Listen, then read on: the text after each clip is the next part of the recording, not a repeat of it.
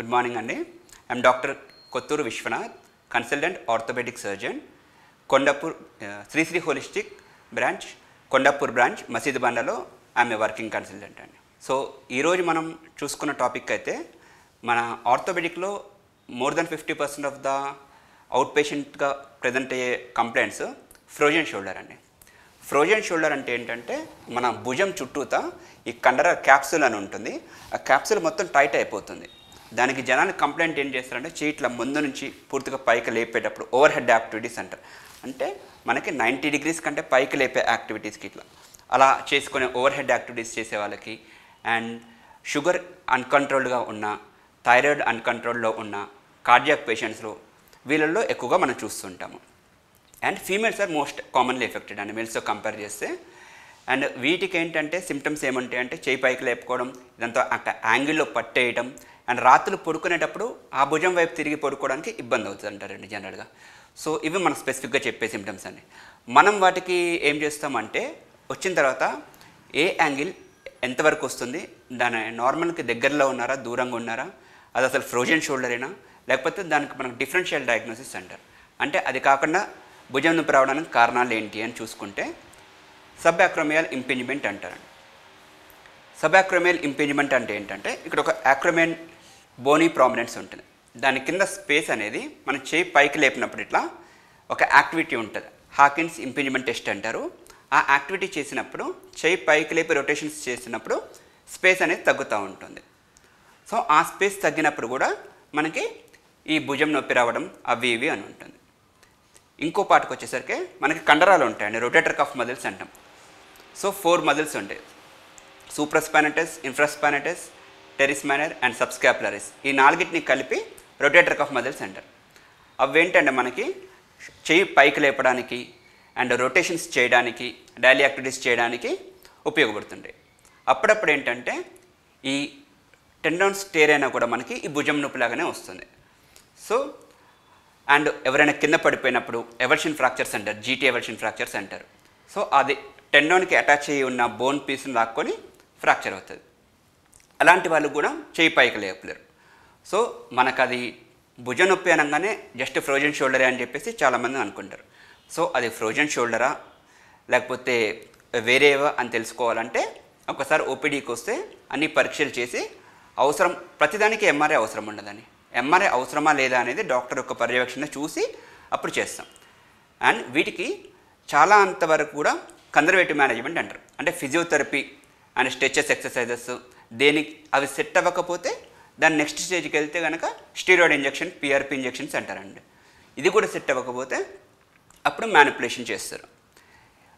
ఇంకా లాస్ట్ స్టేటస్కి వచ్చేసరికి మనకి కీ హోల్ సర్జరీ అంటారండి. అంటే ఏంటంటే చిన్న హోల్ పెట్టేసి ఈ బెడ్జామ్స్ మొత్తం ఓపెన్ చేయకుండా చిన్న చిన్న కీ హోల్స్ చేసి లోపల జాయింట్ అంతా ఎట్లా ఉంది, మన కండరాలు ఎట్లా ఉన్నాయి, టెండౌన్స్ ఎట్లా ఉన్నాయి, ఆ స్పేస్ యాక్రోమియన్ ఆ స్పేస్ ఎట్లా ఉంది, అదంతా కూడా పెరుగుతుంది అనమాట. ఎముక పెరుగుతుంది. ఎక్కడైతే ఎముక పెరిగి మన స్పేస్ తగ్గుతుందో అదంతా కూడా మనం క్లీనప్ చేసి స్పేస్ ఇంక్రీజ్ చేస్తామని. అది చేసిన నెక్స్ట్ రోజు నుంచే కూడా అదే రోజు నుంచి కూడా చేయి మూమెంట్స్ అని చేసుకోవచ్చు. ఓకే అండి. ఇది అయిపోయిన తర్వాత ఈ సాఫ్ట్వేర్ వాళ్ళ దాంట్లో కామన్గా చూసిన ప్రాబ్లం ఏంటంటే neck pain, shoulder pain and ఇక్కడ ట్రెపిజైటిస్ అంటారండి.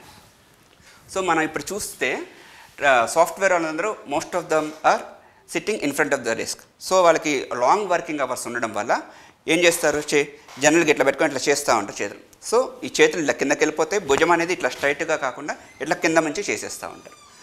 సో అండ్ నెక్ ఇట్లా కిందకు వచ్చినప్పుడు ఈ స్క్రీన్కి స్ట్రైట్గా ఉండాలి, మన ఐస్ అనేది స్క్రీన్కి స్ట్రైట్గా ఉండాలి. జనరల్గా లాంగ్ అవర్స్ ఉండేసరికి ఇట్లా చేసేసుకుంటూ ఉంటారు.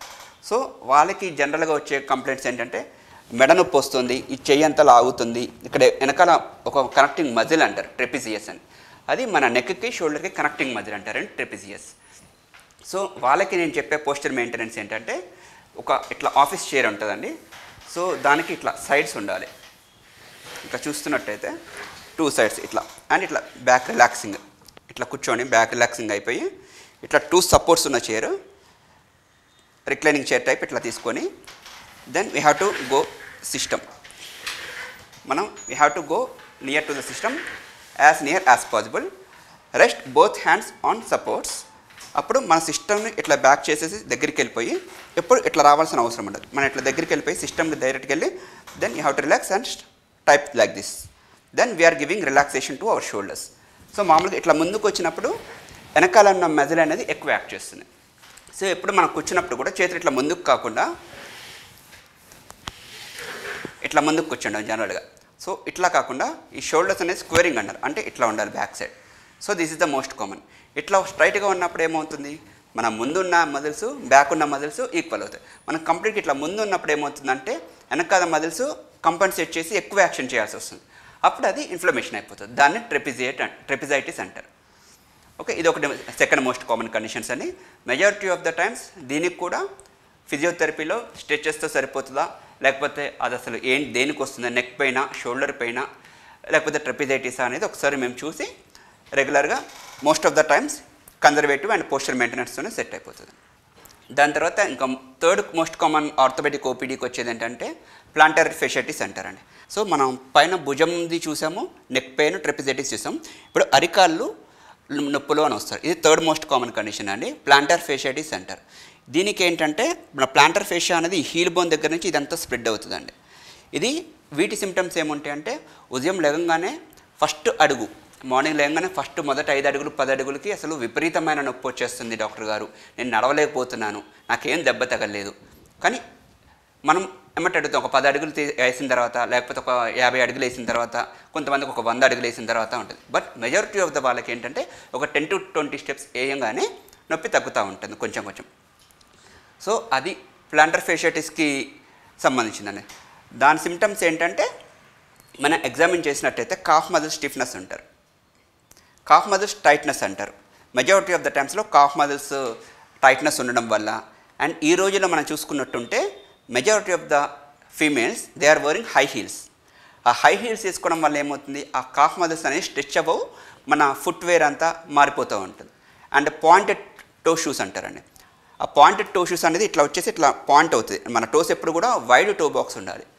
సో ఇవన్నీ మార్చుకోవాల్సి వస్తుంది. వీటికి వేరే రీజన్స్ ఏంటంటే టెండినైటిస్, ఇన్సెర్షనల్ టెండినైటిస్, బర్సైటిస్, లేకపోతే మన హీల్ పెయిన్స్కి వేరే అదర్ కాజెస్ దీనివల్ల వస్తుందా, అప్పుడప్పుడు గౌటీ ఆర్థరైటిస్ అంటారండి. యూరిక్ యాసిడ్ లెవెల్స్ ఎక్కువైనా కూడా ఇలాంటి కండిషన్స్ వచ్చే అవకాశం ఉంటుంది. సో అది దేనివల్ల వస్తుంది, ఏంటికి వస్తుంది అనేది ఒకసారి మన దగ్గరికి వస్తే అన్నీ చూసి దానికి తగిన పరిష్కారం ట్రీట్మెంట్ ఇప్పిద్దాం.